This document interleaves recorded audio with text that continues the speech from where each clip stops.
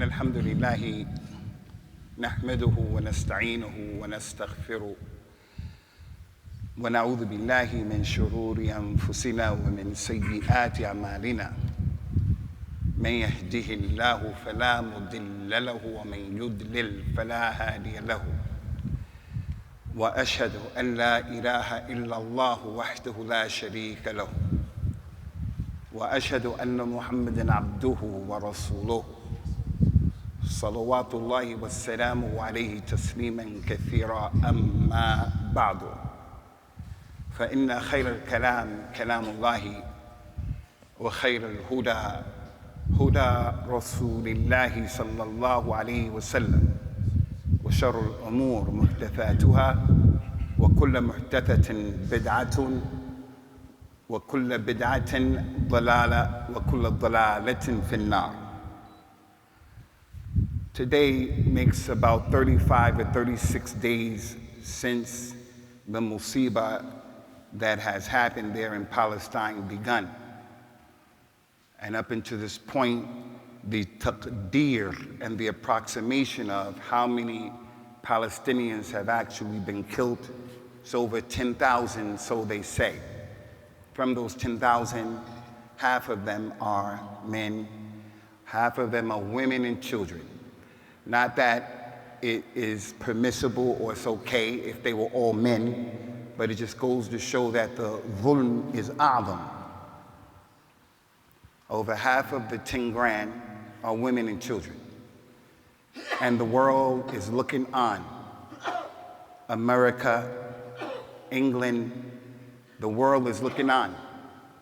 And although there has been a heightened level of awareness, and people in 2023 are more clued on as it relates to the reality of the conflict, and more people are demonstrating, and more people are talking out. There are more MPs now, more members of the United States Congress who are resigning and making statements. There are countries who are cutting their ties with the oppressive, racist state of Israel, because many of them know and they've tasted the reality of racism and apartheid, like South Africa, some countries in South America, all of the countries in South America, they know and they taste. Put the oppressive rulers aside. Put the oppressive rulers aside, who will sell their country, their goods, their people, they'll sell their future for some dollars, and they'll be in cahoots with America and the West to run their countries into the ground. 300, 400, 500 years, economists, they estimate that these countries will come out of the yoke of the oppression of America, the financial oppression. The rulers of Africa and South America, they're well known for doing it. That's what rulers do today. So these people have taken a motive of strength against what's going on.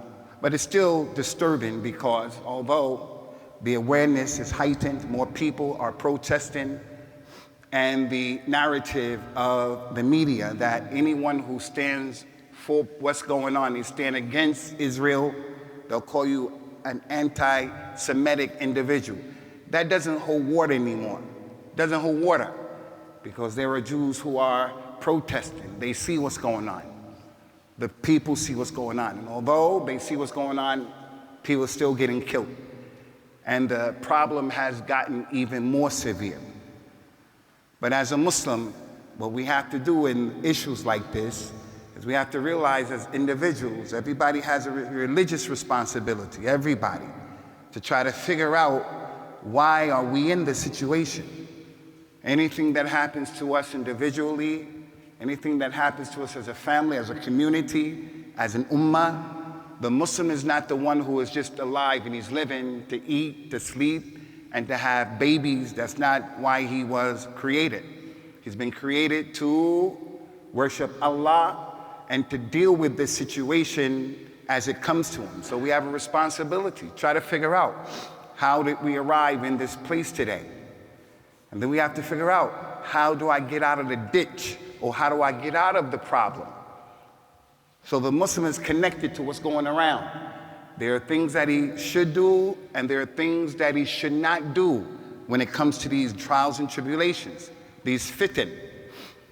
There are a lot of benefits of the fitan and the masa'ib, a lot of benefits. In them is a lot of benefit. And Allah Ta'ala mentioned the good and the bad of those benefits. And at the end of that, he said, Wallahu ya'lamu wa antum la ta'lamun. Allah knows what's good and bad. And you people don't know the reality of the good, and you don't know the reality of the bad. So there are things we should do and things that we should not do. Allah Ta'ala said about himself, subhanahu wa ta'ala, La yus'alu amma yaf'al wa hum yus'alun. They don't have the right to ask Allah, why do you do this? Why do you do that? Why this? Why? But Allah will ask them. So this situation in Palestine is a fitna. And from what happens in the fitna is the fitna, they make the iktishaf of the people's reality. If you want to really know who your friend is, then wait until the fitna comes that tests you in your relationship with him. You want to know where your wife is, you want to know where your children are, then wait until the fitna comes. If the father becomes sick and he gets hospitalized, will his children come to his aid and his assistance? Will his children ask about him? Will his children tighten up the situation so as to keep the family going? Or does the child just worry about himself? At the time of fitan, you know the reality of people and situations.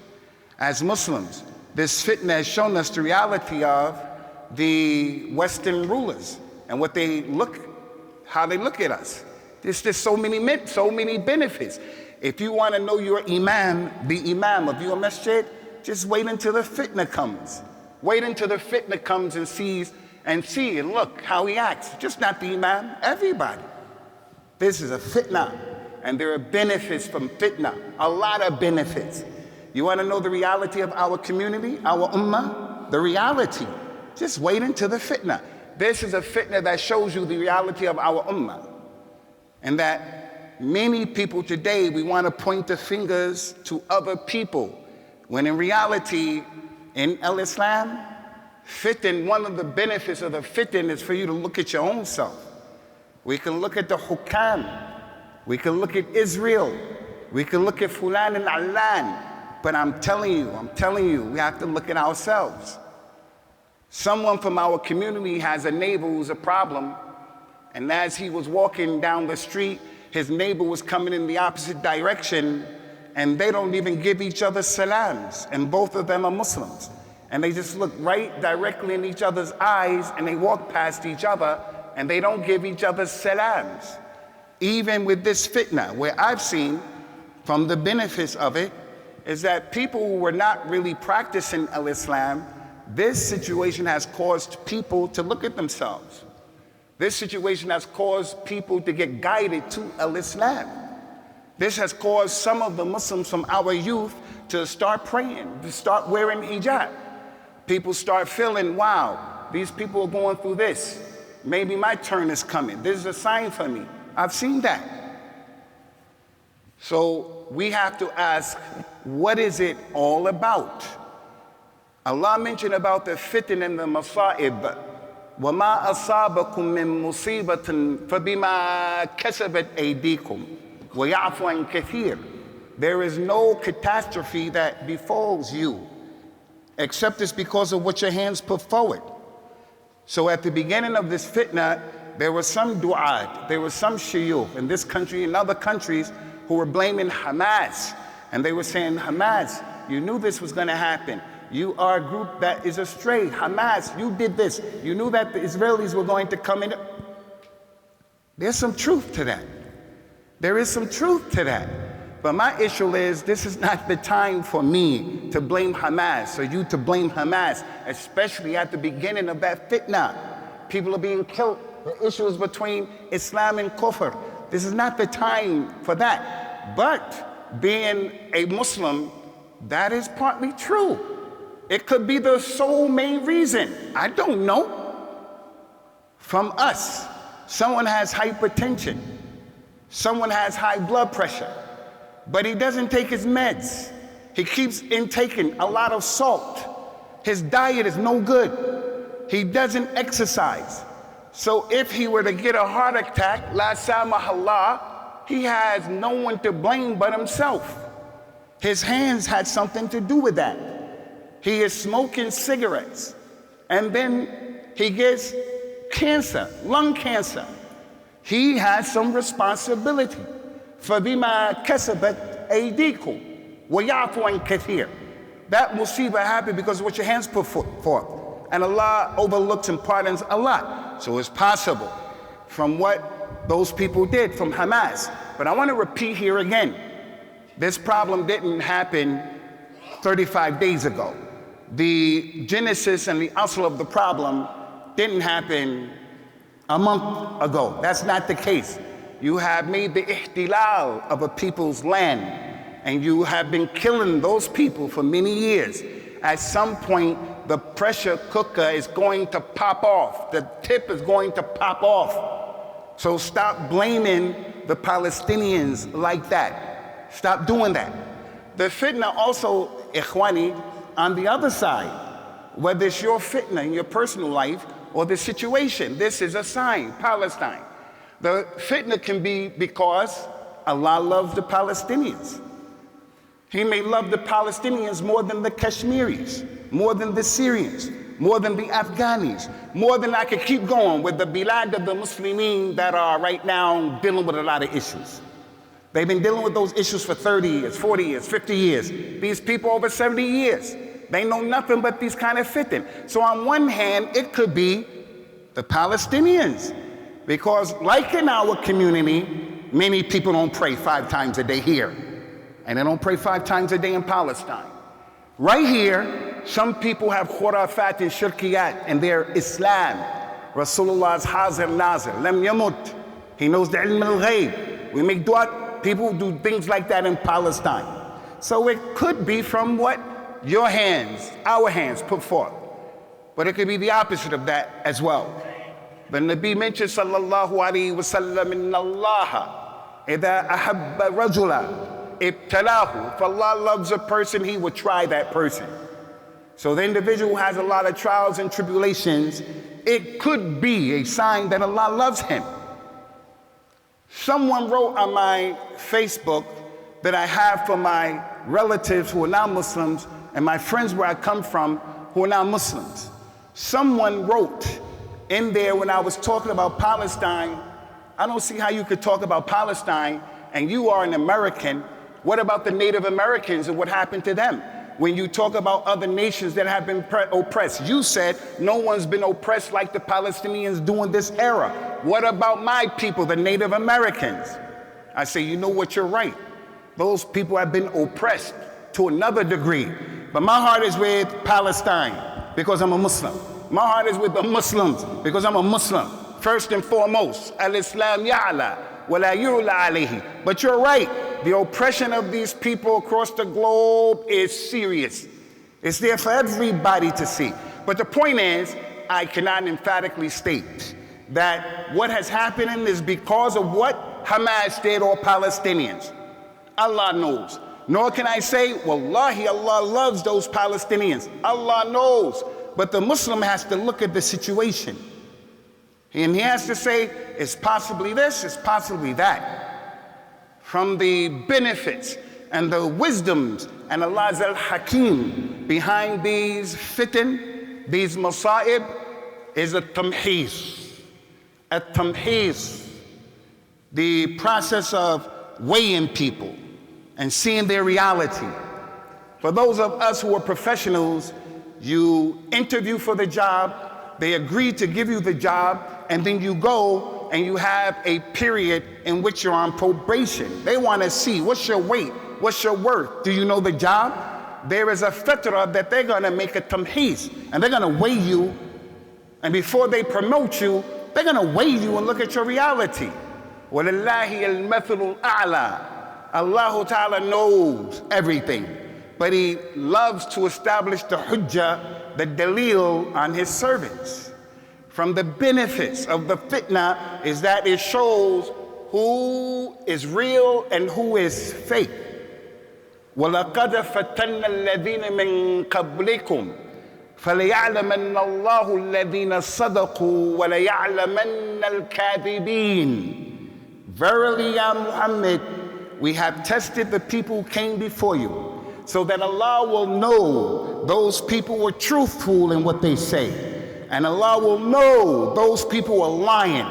Those people just giving lip service, lip profession. There are some people who, as Muslims, they are fair weather Muslims. When everything is okay, they're okay. But as soon as the heat touches them as the Imam, he's ready to pack it in and throw in the towel, and he becomes a lisan for the enemies. For an example, people are like that. That's just the reality, the munafiqeen. And it doesn't necessarily have to be a munafiq. He could just have weak iman. He doesn't know the reality. This is a test for you, Ya Abdullah. فَإِذَا أُوذِيَ فِي اللَّهِ جَعَلَ فِتْنَةَ النَّاسِ كَعَذَابِ اللَّهِ. That's the person who, whenever the fitna comes and he has a problem, he makes the fitna like Allah Ta'ala is punishing him, as opposed to making tawbah, istighfar, returning to Allah, and asking Allah to forgive him and to strengthen him, and so forth, so on. Instead of doing that, he blames Allah. He says it's Allah's fault. And then he starts practicing. And qalaba ala wajhihi. He turns back on his face, on his heels. So this fitna, like every other fitna, is a fitna of tamheez. All right?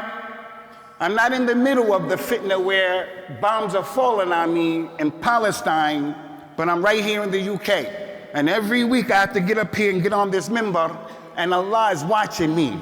And the angels are writing. And your angels are witnessing.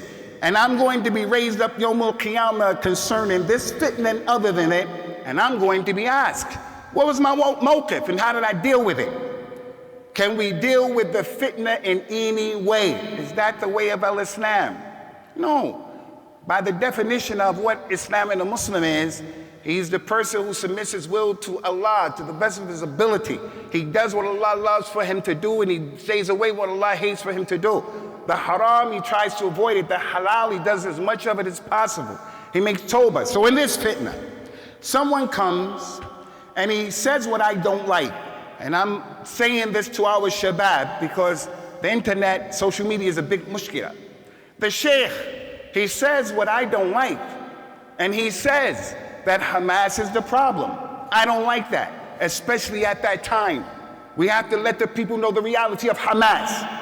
Any Muslim who makes a mistake, part of what happened to you is from your own hands. Everybody here. I'm just gonna close my eyes and not see the role and the reality of Hamas or the Palestinian people or you, me. It's the reality. Everybody here, just look at yourself. Ask yourself about the reality of your Islam, our Islam. And then I'm gonna become fixated on the hukam and this one and that one and lose my own self. So as it relates to the shabab, the Sheikh says something that I don't like. So I start saying the Sheikh is a Yahudi, the Sheikh is a Zionist, the Sheikh is a munafiq, the Sheikh is a kafir, because I don't like his mawqif. And wallahi, what he said is true. Maybe he didn't say it in the best way, maybe he didn't say it at the right time, but what he's saying is true. Wallahi, what he said is true. If he says we shouldn't march in that way or protest, that's his point of view. What he brings to the table, it has truth in it. How do you come now and say he's a kafir? That's oppression too. What's the difference between you and the Israelis who are dropping bombs? That's dhulm what you did, and that's dhulm what they did. And the dhulm of you calling him a kafir, a munafiq, a Zionist, that is a major sin in al-Islam. That word goes all the way up to the arsh of Allah. And Allah's arsh shakes in a way Allah knows. And then it comes back and it falls on that sheikh or it falls on you. And I'm telling you, wallahi, you were wrong. You were wrong. That man said what he believed and he had dalil. And I don't agree that he should have said it at that time or that way. You're being tried. You're being tried. During the time of the fitna, it's better for you to not talk, because you're going to be held accountable. And the time of the fitna, there are people's legs people's feet are all over the place. It's the time to be quiet. That's why the one who was sitting in the fitna is better than the one who was standing. And the one who's standing is better than the one who's walking. And the one who's walking is better than the one who was running. Because you want to disengage.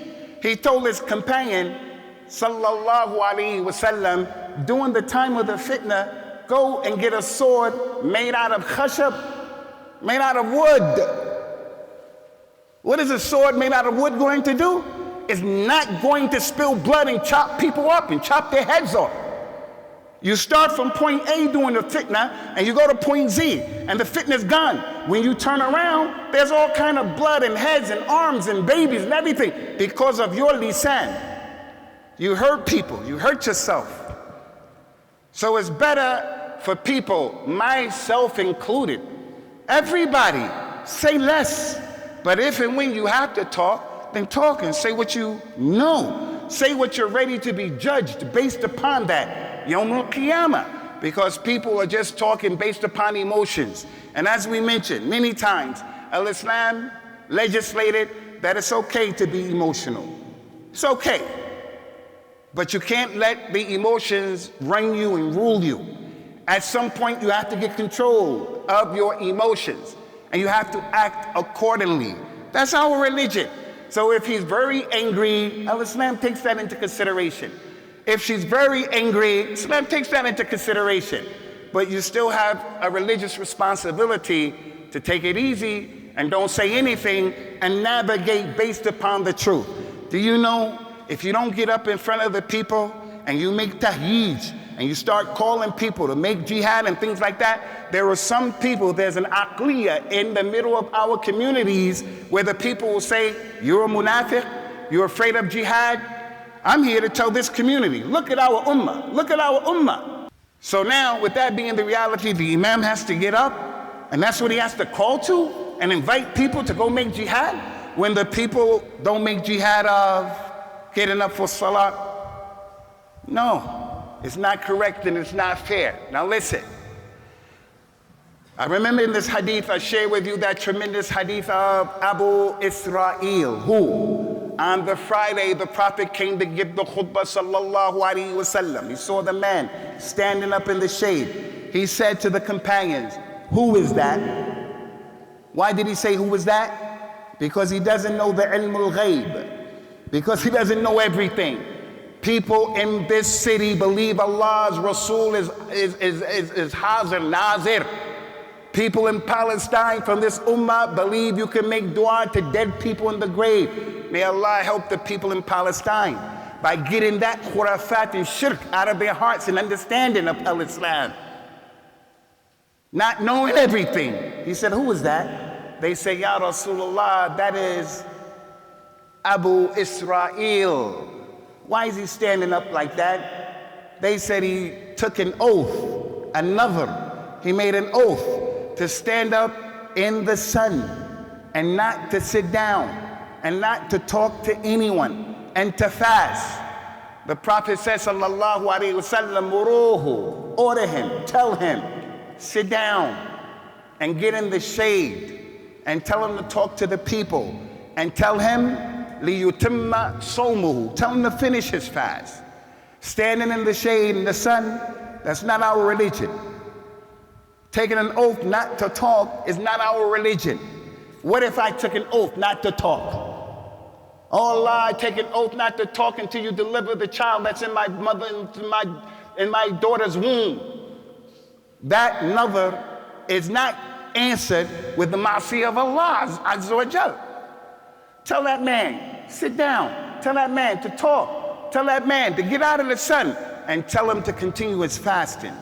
Fasting is from Islam. That other stuff is not from Al-Islam. Why do I mention that? In this fitna, there are certain things that we do that are from Islam and certain things that we do that are not from Al-Islam, and it won't be accepted.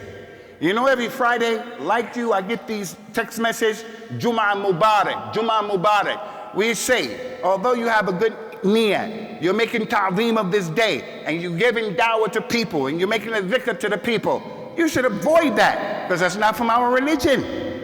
That's not from our religion. Allah described himself in the fitna, الَّذِي خَلَقَ الْمَوْتَ وَالْحَيَاةِ لِيَبْلُوَهُمْ أَيُّكُمْ أَحْسَنُ عَمَلًا. Allah created life and death for you, to try you, fitna, to try. Who's the best in his actions? Who's the best? Who's going to do the actions that are legislated? So when you write Juma Mubarak, although you are near to sincere, that's not from the deen. The Muslims, especially our Shabab, social media, they come together and they say, listen guys, we're all going to fast this Monday collectively for Palestine. Because the faster's, his dua is accepted. And the community globally will become more united. All of that is nice. It's a good idea, but it's not legislated. Don't do what is not legislated. The little kid not too far from here in Keithley, they go to Starbucks and break the thing up. We want to stop. We want to protest. We want to stop eating Starbucks, drinking Starbucks. Okay, but is Starbucks really a Jewish company like that? Is Starbucks really a Jewish company like that? Is Starbucks a real company that has come out publicly and said, we support Israel?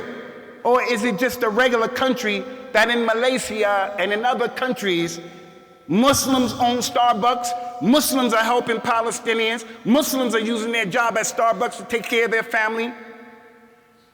If Starbucks is really a Jewish company that's helping the Israelis to oppress those Palestinians who are not receiving their human rights, and you want to boycott them, for bihi wa ni'ma. But I'm going to boycott because Fulan said boycott, and he said, is it that way? Is that our religion? The fitna a few months ago between the Indians, the Hindus, it started in Leicester, and then they went to Birmingham, and it was getting ready to be a riot between Muslims and Hindus. And text messages go out saying to the Muslims, we're going to meet at this place and that place and this place, and we don't know who sent the message. Was it a jinn? Was it a Zionist? Was it a Majnoon person? Was it an Indian, a Hindu? Was it the cow of the Hindus? Who sent the message? We don't ask questions like that. What we do is just get emotional and we're going to go out there. And then while we're out there is Salat al-Maghrib. And with the Sudvij, the riffraff from the Muslims. Maghrib comes, and most of them don't go to the masjid. Maghrib comes in and goes out, and we're out there, and we're screaming, and we're fighting. That's not our religion. That's not our religion. Our religion is the deen of the truth that came from Allah Azza wa Jal, and there's a way to navigate, and we don't apologize. We're going to establish what's from our religion, but we also have a religious responsibility to say to the community, leave alone those things that Allah Ta'ala hates, and because of this fitna, we fail the exam. أقول قولي هذا وأستغفر الله لي ولكم ونسأل الله تعالى الثبات والتوفيق.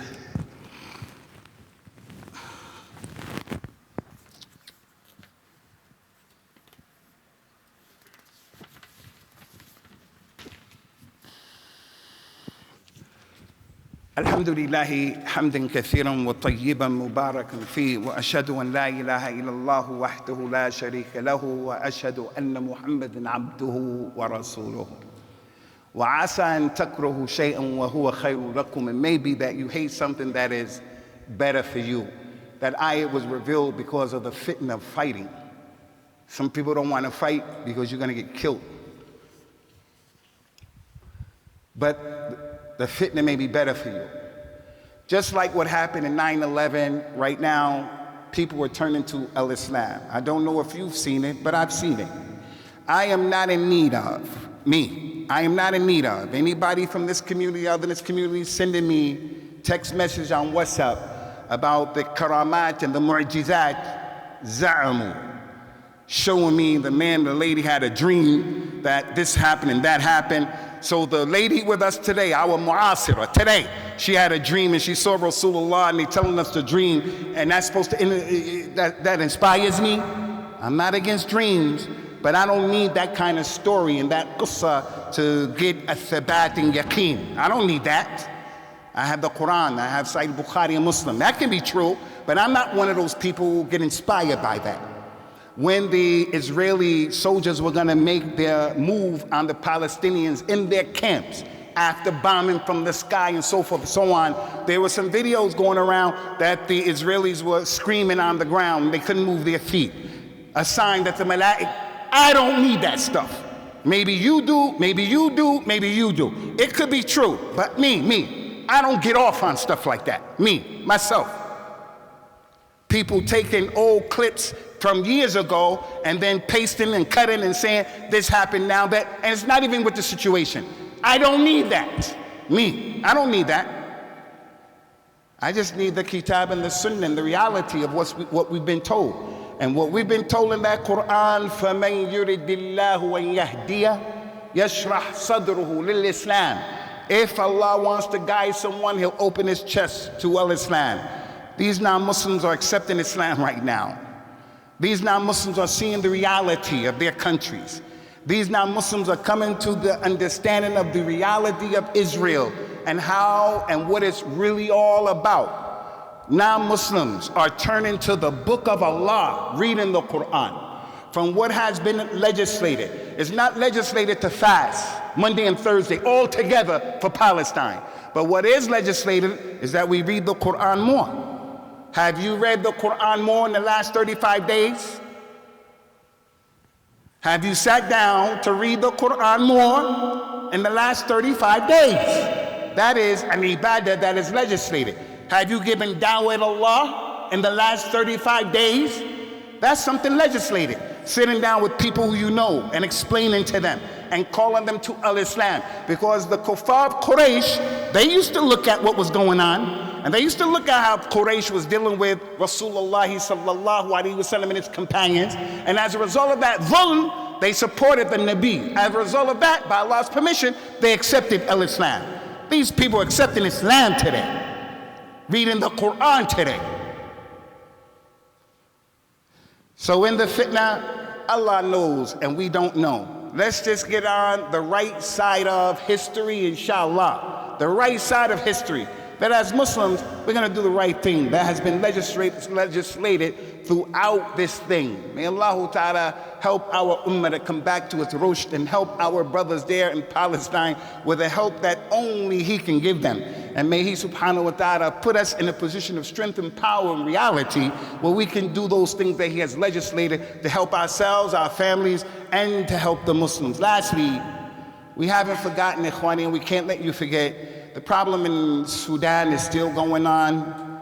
The problem across the globe is so many Muslims are still going on.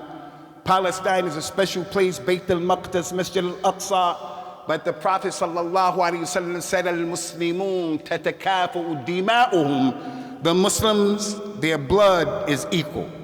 Palestinians' blood is not more important than anybody else's blood. The Arab blood from Mecca, Quraysh, not more important than anybody else's blood. So whenever Muslims are losing their lives, it's a big fitna. One person to be killed is ahun ala Allah min izalat dunya. For the whole dunya to disappear, that's lighter with Allah than one Muslim to lose his life unjustly. So may Allah Ta'ala, who gives life and death, make it easy for us. Aqim as-salat yarhamakumullah.